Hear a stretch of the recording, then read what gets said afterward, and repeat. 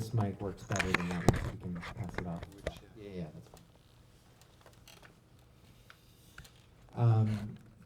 So I know that this was a film that you had wanted to make for a very long time, and I wanted if you could talk a bit about when you first read this book and kind of how it spoke to you. The first time I read the book, it was during the preps of another film I made, a previous film which was called My Sex Life in America, and I had a lot of women who were working with me, and I was obsessed with this book, and I was offering that book to my colleagues and asking them, do you think it's misogynistic or do you think it's feminist? And I didn't have the answer, so I thought that they would be more able than me, and each one of these women had a different answer. So it started it was still running in my mind. But later, when I was preparing a film which was called Kings and Queens, when we were rehearsing with the actress Emmanuelle DeVos, who was playing the part of Rosalie Nichols in this film, I didn't want to use the material of the script for the rehearsals. I wanted to practice about other things. So we worked on the epilogue of Deception. And so it became a video. It was just a video. I was playing the part of Philip, so I was just, it was a dirty frame on Emmanuelle DeVos and period. I was playing the lines.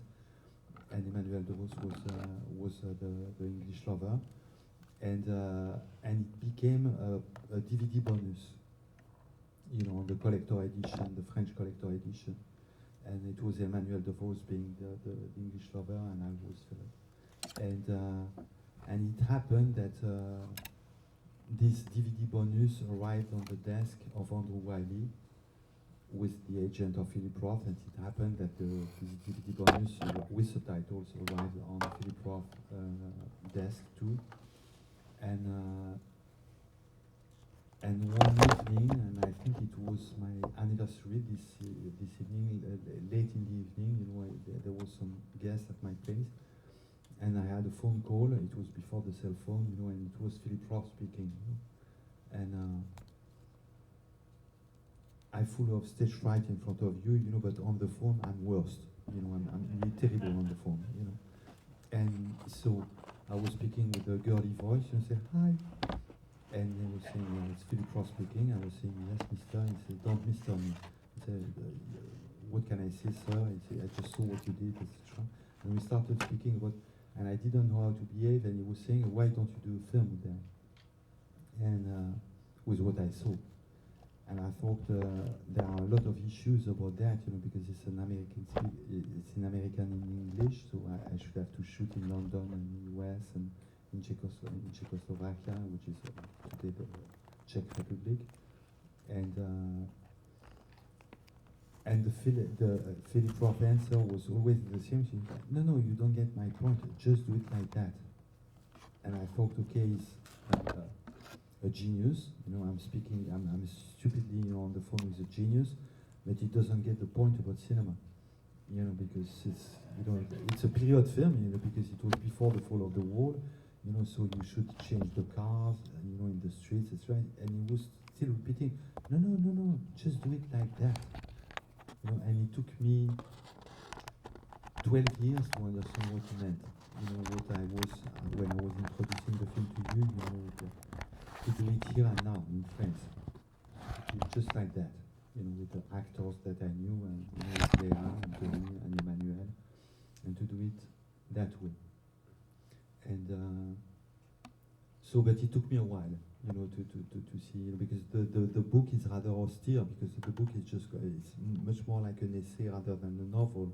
It's just the dialogues without any director's lines, so you have to invent everything about that, and that's when and perhaps I needed, it's cruel to say that, but perhaps it was not possible for me to find my way before the disparition of Philip Roth. I had to live, to experience the fact that he died, and that it was such a great loss for me, and that I missed him, and I missed his book, and after that, I was able to adapt it.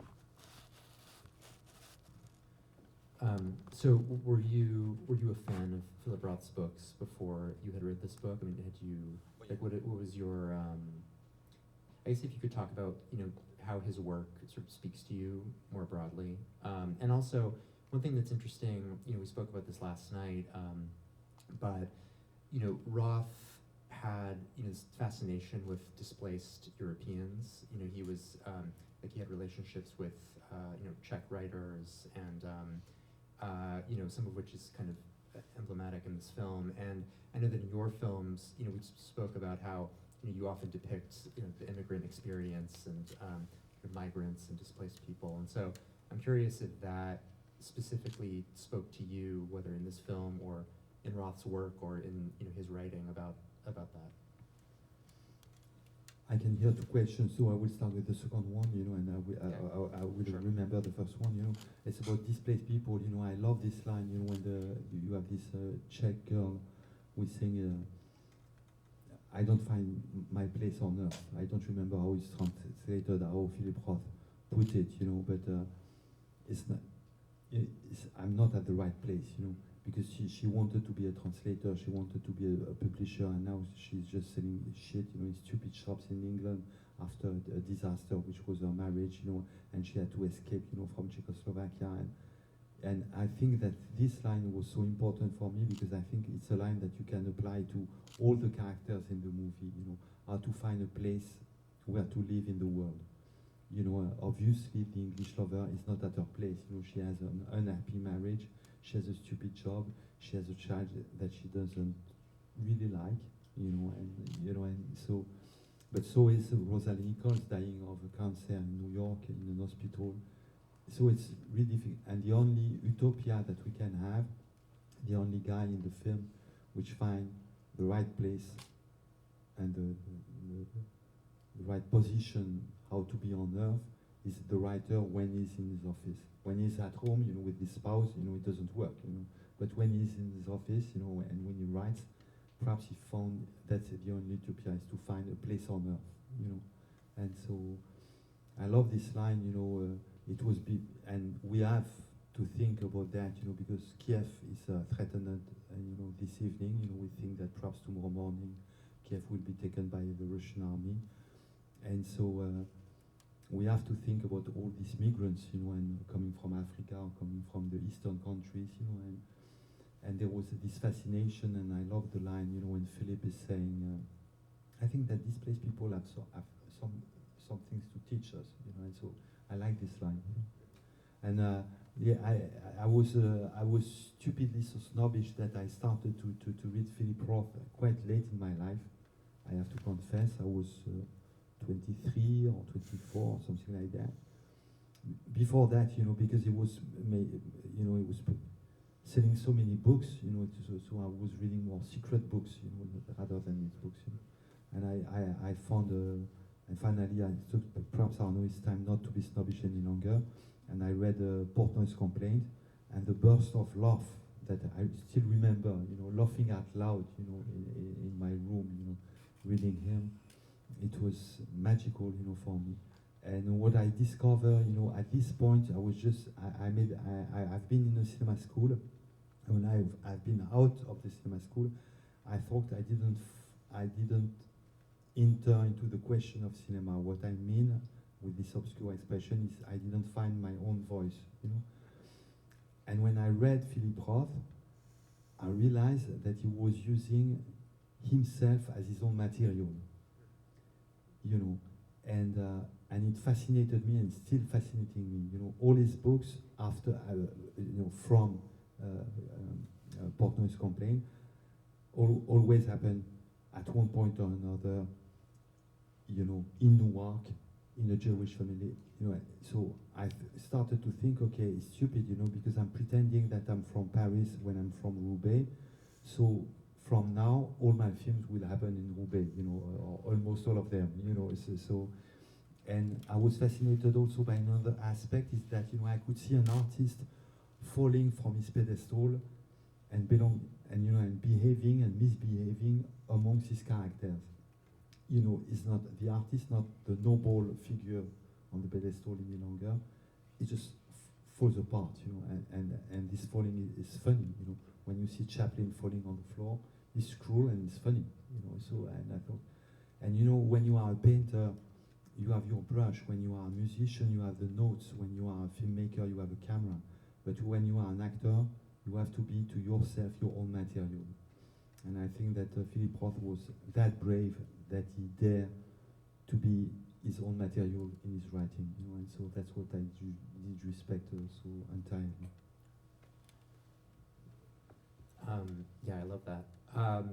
I had read that you had attempted this adaptation several times for the stage in the past, and I feel like that's also, you know, through line in your work is that you work with actors who are both from the stage and from kind of, you know, acting for the screen, and you like to kind of mix them together and kind of see what happens. And I'm curious if you could talk a bit about that process of, you know, your attempts to adapt this. I'm curious who the actors were and how you kind of ended up, you know, with this cast. And yeah, if you could just talk about the genesis. Yeah.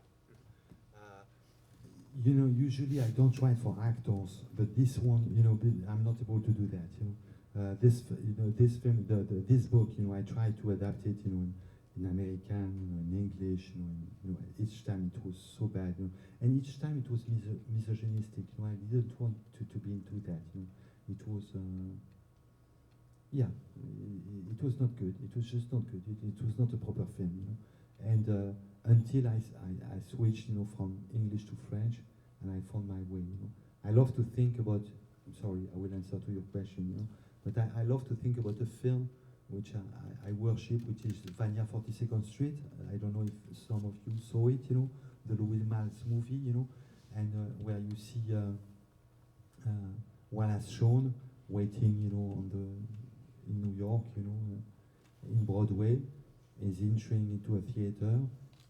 He falls asleep, and when he awakes, you know, he's Russian, you know, and that's it. And so I thought it's a perfect opening, you know, for the film. You can see Léa Seydoux, and I was writing for Léa Seydoux, and she's in sort of a theater, and the writer, the American writer, is saying, "Close your eyes," and she closes her eyes, and suddenly you are in London. You know, and that's it. It's a convention. You have to accept it or not. You know? And so, but Léa Seydoux, it was obvious because I just worked with her or played with her in a film before, in Roubaix Lumiere, you know, with on Oh Mercy, and I was looking for. I gave a lot to the part of. I gave a lot of myself to the part of Philip, but I want to see her speaking for herself. You know, I didn't feel allowed to speak for a female character. I wanted to. Not to impersonate a character, but to give something from Léa Seydoux herself, you know. How is it, you know, to be a woman when you feel miserable? How is it to feel a woman when you feel glorious? How is it when you feel too young, too old, desperate, full of hope, you know? And I wanted to give me information about that. So I could say that I wrote this adaptation for her. So if she would have said no, I wouldn't do the film, you know. Denis, I was thinking since a long time about him because he's a famous in France, famous stage actor, where he's playing parts bigger than life, and he's a famous cinema actor where he's playing parts smaller than life, you know. And so I thought it's time for him to have a part larger than life, you know. So I wanted to offer him the part. And plus, he's a well-known writer. He's a very good writer. You know, he wrote about acting, about depiction, about what it is to be an actor, about text, etc. But wonderful. His prose is fantastic. You know, so I thought, okay, he can be perfect. He understands what it is, the real work of writing. You know, he knows something about that. Okay, nobody's perfect. He's not Jewish. You know, so I say, okay, I will take care of that side of the character, you know, and so, you know, just managed to be a writer, you know. We'll discuss the Jewishness later in the process, and I knew that I couldn't make the film without Emmanuelle DeVos, so I was terrified when I called her late at night when I sent her the script, you know, because if she was not,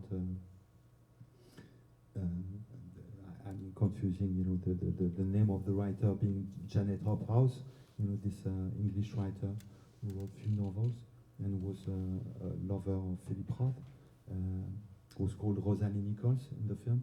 And if she didn't accept the part, I would have done the film neither, you know, because I needed these three ones to make the film. So I could say that, yeah, this film, I wrote it for them, for the three of them. You know. I remember, you know, because I was so scared, you know, because if Emmanuelle DeVos, she had a smaller part, you know, because time has passed, you know, because it took me, you know, 15 years to find my way, you know, so she was not the right age to do the part of the English lover any longer, you know. So I proposed her Rosalie Nichols, and I thought, okay, I will have to listen a no, you know, on the phone. And as I told you, I'm terrible on the phone, you know, so I was so shy, less shy than with Philip Roth, but terrified.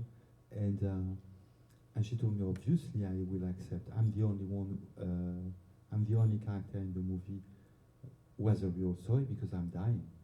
The other one are just talking, but I'm dying. So sure, you know, I'm the main character, I do accept. And I thought it was the perfect answer. Earlier today, you told me this funny tidbit about when you were directing Denis, you told him about the character of Philip. You said, il n'est pas gentil, which both mean, you know, French gentil means nice, but also Gentile. Yeah, I thought that was interesting. I also, so I wanted, we have time for a few questions from the audience if anybody has a question for Arnaud. Yes, over there. I was wondering about how you film, like you seem to have a recurring interest in these Cold War sort of flashbacks in terms of going back, whether in Michael days or the sort of Louis Garrel plot in Ismail's Ghost. So I was wondering how you sort of approached the Cold War setting, or like that sort of post-Cold War setting, as well as the Czechoslovakia scenes. How you sort of integrated all of those into the how you approached filming those. With my broken English and with your mask, I will have to ask, you know, for you. Oh, no problem. He was asking about your approach to the Cold War sequences, which is a kind of era you've depicted in other films, like Ishmael's Ghosts. And well, it's important for me, you know, I was born in Europe, you know, and I don't like to remember, you know, everyone thinks about Europe, you know, but it was split in two blocks, you know. And we can see it now, you know, with the Ukraine, you know, Europe, you know, when we were one continent, you know,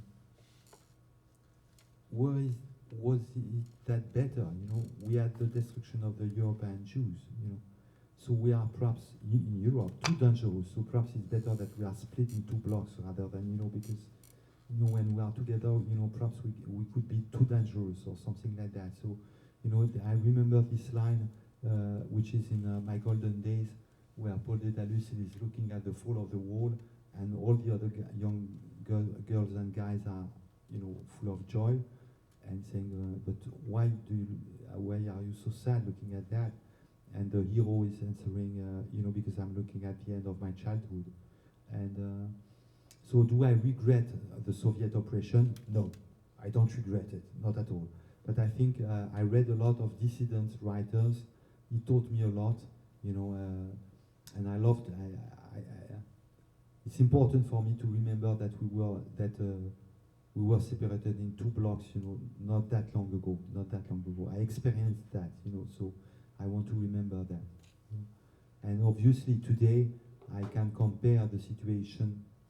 So because it's a memory, because they are all foreigners now in England. You know, you have two characters. You have the Czechoslovakian girl who is displaced, you know, who is not at the right place, you know.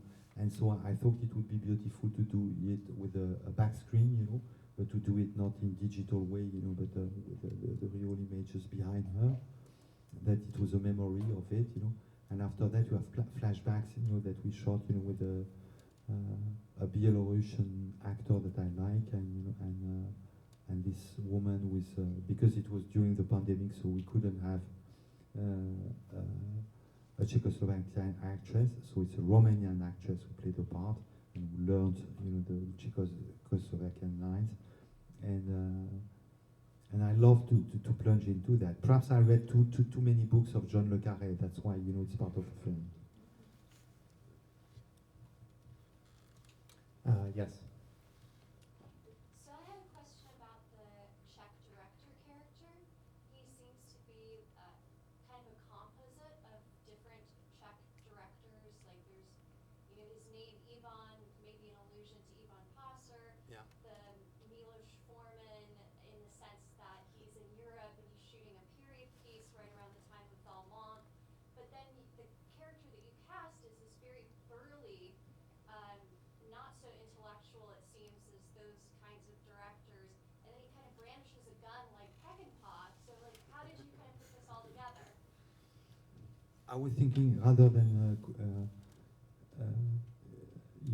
I was thinking deeply about Ivan Passer, who had a tough life, when he moved, from the Eastern Bloc to the Western Bloc, and there is a lot of bitterness in his speech, he's so bitter, and that's what happens, to people who are displaced, suddenly bitterness can happen, I love the fact that they are not grateful, oh, I'm on the West side, it's so great, So I chose, it was my choice, because it's a personal thing, that I love Jane Austen.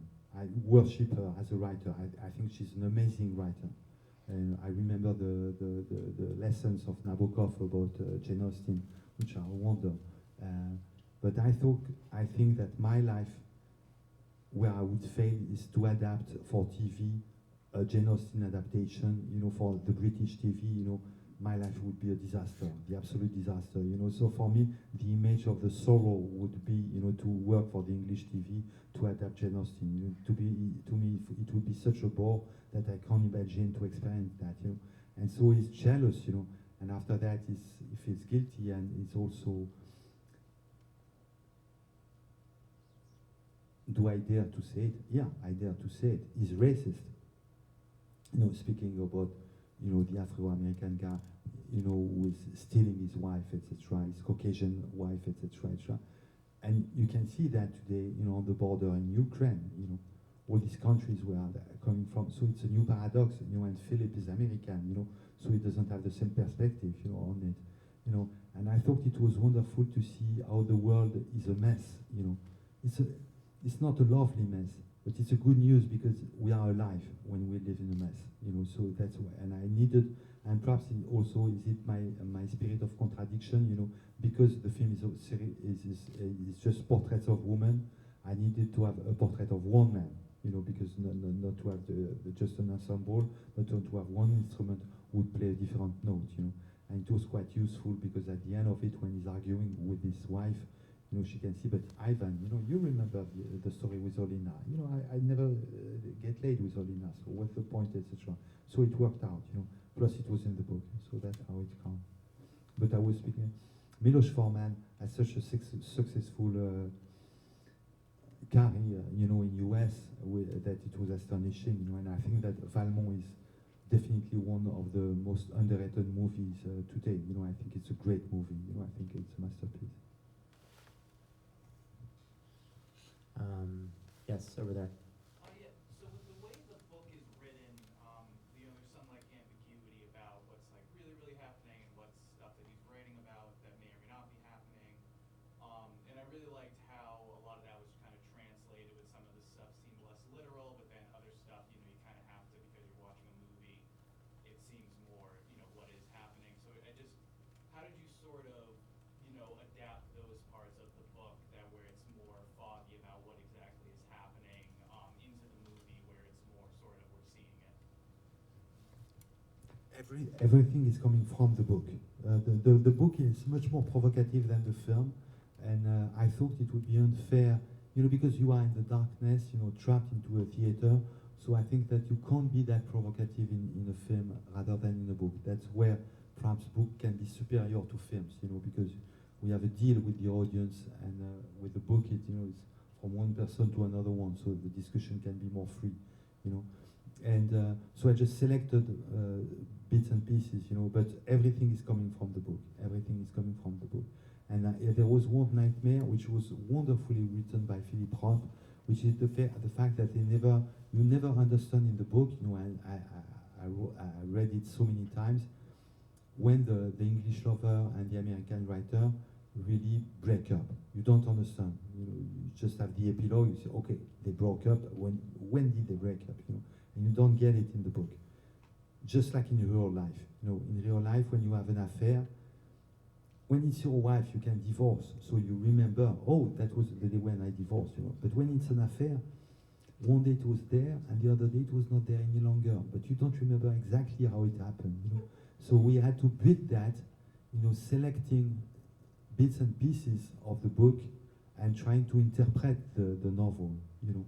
And my interpretation of it is that at one point Philip is visiting US because he's visiting his father, he's seeing his former student, he's visiting Rosalie Nichols, so he has this trip in New York.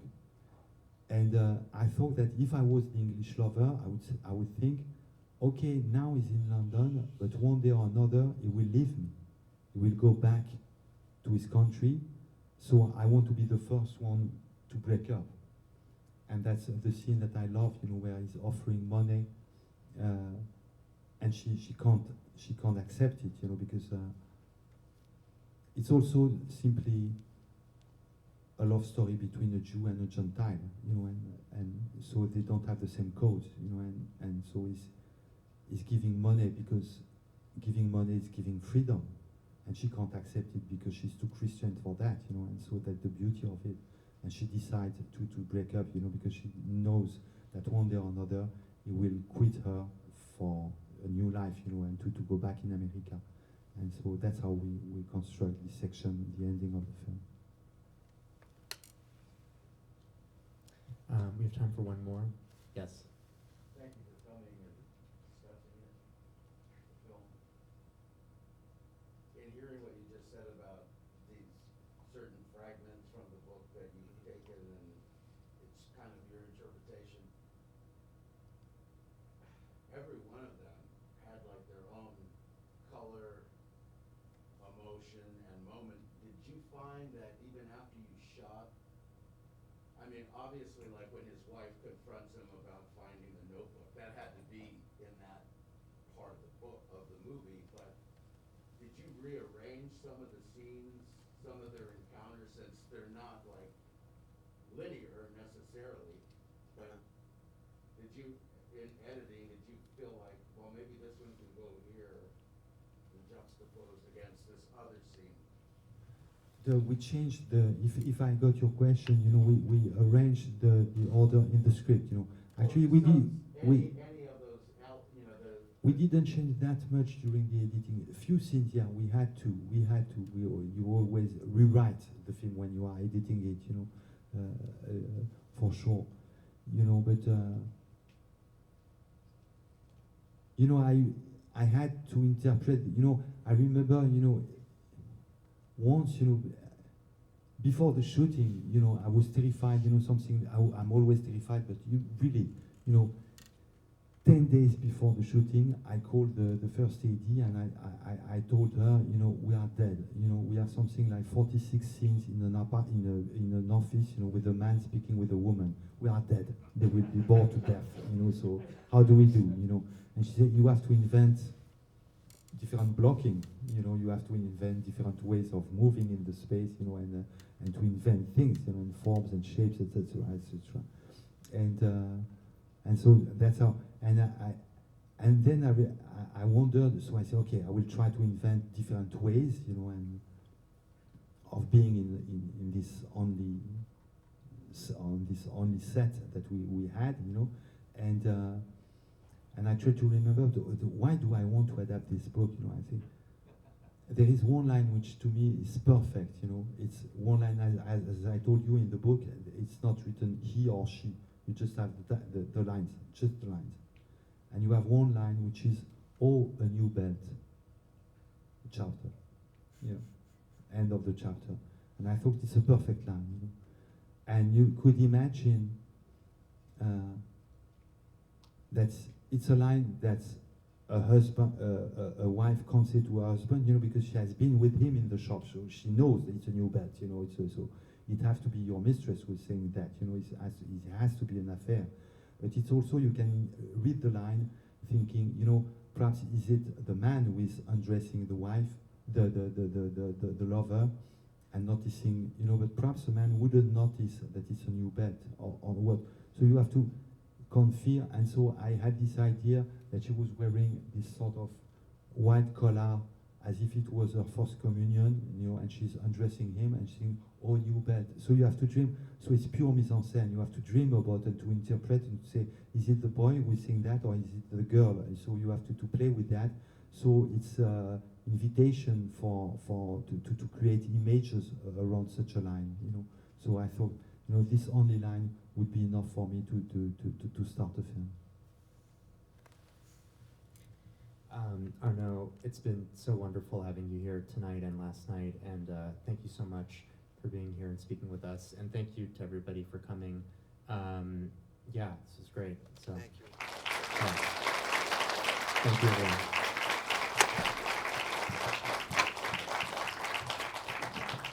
Can I take a photo of you? Oh, yeah, sure. Here we go, 1,